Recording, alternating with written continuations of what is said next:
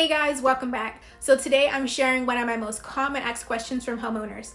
Whether you're thinking of selling now or in the future, this is great information to have, so make sure you stay tuned. Often I hear homeowners say, well, my home is assessed at X amount of dollars, so I can probably list it around that price, right? And so it comes into question, what's the difference between assessed value and market value? So that's what I'm going to explain, and then I'll share how to figure out which price you should use to set the price of your home. So let's start with assessed value. The assessed value of your home is used to calculate your property taxes. This value is determined by an assessor assigned by your municipality. So this assessor comes up with the value of your home based on recently sold properties nearby, the size, the location, and also takes into consideration any updates that you may have done. And they're going to do this by pulling permits for remodeling, addition. So it's always have your permits. And the assessed value of your home is actually public knowledge contained in property records. So it's actually common for the assessed value to be lower than the market value, and that's why it's always important to consult a professional before listing your home to make sure that you have the appropriate price. Because the last thing you want to do is underprice your home, and then because you're only using the assessed value. You want to make sure that you're maximizing everything. So now let's move on to market value.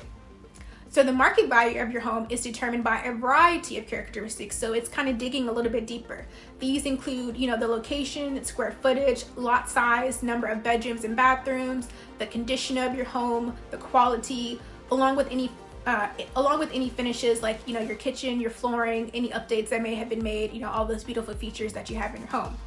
The market value also takes into consideration, comparable homes, homes for sale, homes that are recently sold in the neighborhood.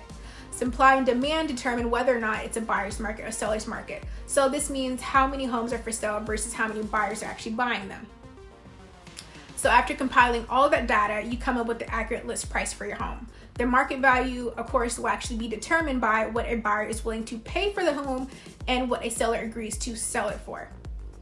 Now, one thing to always keep in mind, because I know we're always online, if you're looking at places like Zillow and they kind of show the market value, you always want to make sure you get a second opinion. Many times Zillow I don't want to say unrealistic, but sometimes they're higher or they're just not quite as accurate for your home. So that's why it's always important to consult a professional, especially a local one, because they're going to have access to their MLS and they can pull very up-to-date, like in the moment data to make sure that you have all the information correct. Since Zillow has never actually been inside of your home, they're just kind of generating based on neighboring homes that have sold, and the rest is just data that they've kind of gathered, and they're just spitting out an average or whatever that they've gathered, and that's what they're presenting to you. So what price should you actually list your home at? You want to first, of course, have a professional, have a realtor come tour your home, meet up with them, let them know about any updates that you've had, anything that can increase the value, and also anything that can decrease your value. So you always want to disclose information, relevant to the sale of your home. You don't want to make the mistake of just kind of throwing a price out there, your home sitting or going too quickly because it was, priced under. So you need a combination of all this information to make sure that you are properly listing your home at the price and that you're just having a smooth transition, overall. So of course, your real estate agent can use the assessed value as a negotiating tool when it comes in. When assessed values are looked at in a specific price range and municipality, an agent can determine what the average assessed value is compared to the sold price. So if, for example, most homes are selling for 110% above their assessed value, then you can share that information during negotiations to kind of establish credibility in the price you're asking. Now, a house in poor condition would likely sell under the average price, but if your house has a lot of updates and it's in great condition, then of course it's going to probably sell above average price. So things that you always want to remember, always meet with a professional. I've kind of already said that. Your home is your biggest investment and it can continue to be your biggest investment.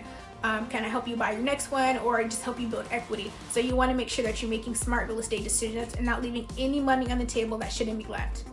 So thank you guys so much for tuning in. I'll be dropping more nuggets like this. If you want to learn more about what I can do to help you with your real estate decisions, make sure that you comment down below, follow me on social media, whatever that you want to do. And if you want to learn about how to prep your home for a sale, how to have it beautiful for showings, make sure you send a message down below and I will make sure that I will send you my free guide. Till next time.